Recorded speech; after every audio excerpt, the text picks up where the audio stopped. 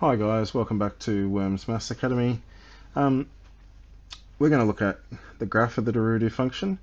So we're going to look at the original function and then what happens when we derive it, and vice versa.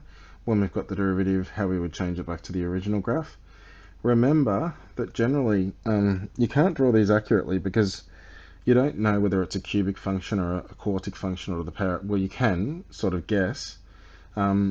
But if this was just a small part of a graph, it could actually be an x to the power of 5 graph. So you just don't know. You can't really make assumptions. But what we can assume, or what we do know, is if we've got a turning point on the derivative, by the definition, we know a turning point, the gradient is 0. So if I went to sketch this graph over here, there's -1, and we'll call this dy dx. So that's y and x. So we know when we're here, the gradient equals 0. So this is the gradient, it equals 0. And we know here the gradient equals 0, which is about there, 2. Okay, what can you tell me about this gradient here? Like if I was to draw tangents, 0, then it's increasing. Okay, it gets to a point here. I think that's where it's at its steepest, and then it starts going back to 0. Okay, so we have a positive gradient. It was 0, then it might have been a half, then 1, then 2, then 3, and then it got to its maximum gradient, which was here, and then it started to go back to 0 again. So that's the gradient of that part. Here it's really negative, and then it's slowly going back to 0. So it's really negative, and it's slowly going back to 0. Over here it's 0, and then it slowly starts becoming more and more negative. So it becomes more and more negative. So we can see here our turning points. I'll do it in a different color. Let's go this light blue. Our turning points have become x-intercepts. Positive gradient there, that's above the axis. Negative gradient here and here, it's below the x-axis. This looks like it's cubic. When I derive a cubic, like if it was x to the 3, that would become 3x squared.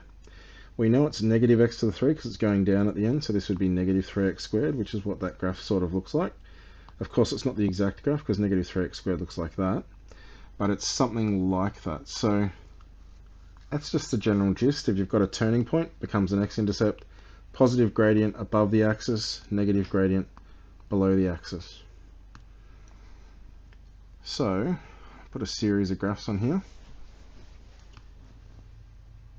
So what we're going to do here, we know when that's 1. So let's say there's, oops, like I've missed one. Okay, when this graph is 3, so let's go to 3, it's 0, so that's the point 3, 0. If you look here, it's got a 0 gradient, and then it starts to get more and more positive. And then here it's got a 0 gradient, it starts to get, it's negative. And that makes sense because when we've got a y equals x squared graph, if you derive that dy dx, you get a straight line graph like 2x. Now, whilst it's not exact because 2x would look like this, it's a good approximation because we know that here it's got a positive gradient and here it's got a negative gradient. Positive gradient because this is dy dx against x, and then here 0 gradient, here negative gradient, so it's negative. With the next one we can actually work it out. So here, I don't know why this stupid thing does that. Here, if we go across 1, we go up 1. And it's constant. There's a gradient of 1 all the time. So just say there's 1. If we draw that graph, it's just the graph of y equals 1, dy dx versus x. So it has a constant gradient of 1. Okay, here let's have a look. We've got stupid thing. Stay still. Okay, my palm. Don't move. Okay, so I'll do it with my hand up in the air now. Okay, here we've got 0 gradient. As we move across, we go through the point 1, 1.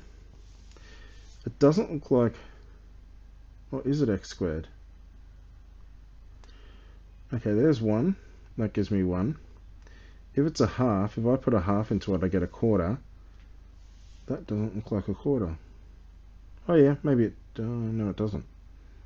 Because if that's 1, a quarter would be down here. Anyway, what have we got? We've got a 0 gradient here. There we've got an increasing gradient.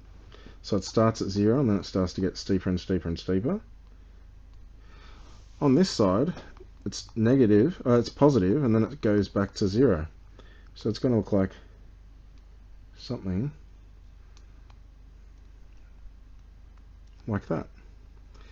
So we've got like a cubic becoming a quadratic, which, like we said before, it makes sense.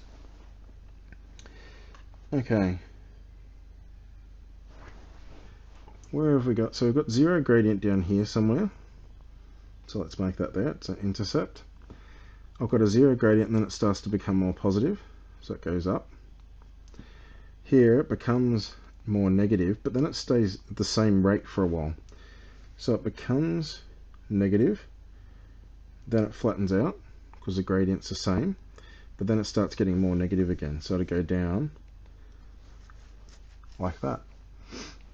So there is what our gradient would look like. We've got a turning point, which is an x-intercept. I've got a positive gradient, positive. I've got a negative gradient, but it's increasing. And then it sort of becomes steady. And then it starts increasing again. So that's my gradient graph. I think the easiest way to do these is to draw tangents and then have a look at the gradient of the tangent and see how big it is.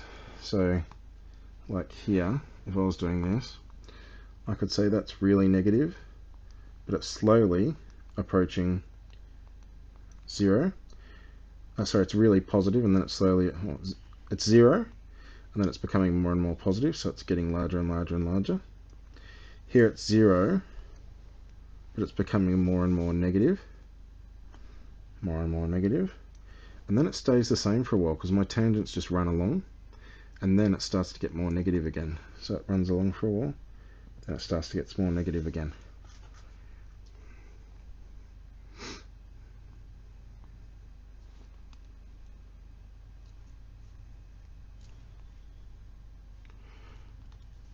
Okay, we may as well finish this off. I thought I missed something. Here, find the gradient of the curve. Y equals... Oh no, we did that before. I didn't miss anything.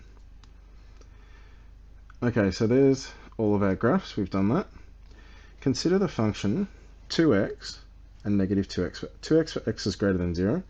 So if there's 0 and it equals 0, so I colour it in, it's got a gradient of 2. So as I move across 1, I go up 2. Across 1, I go up 2. Oops, that's terrible. So there's 2x, and then here's negative 2x.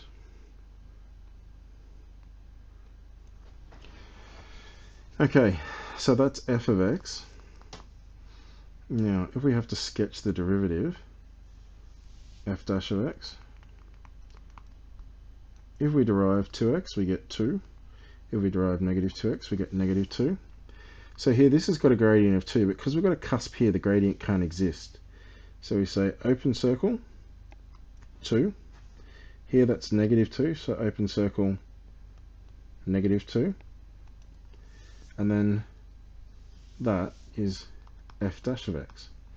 Now remember, we can't include the turning point. Oh, we can't include this cusp point here, because if I said to you, what's the gradient when x equals 0? Well, the gradient coming from this side, the limit as x approaches 0 from the positive side of f dash of x, or f of x, sorry. The limit, the gradient, so we want f dash of x. The gradient is 2.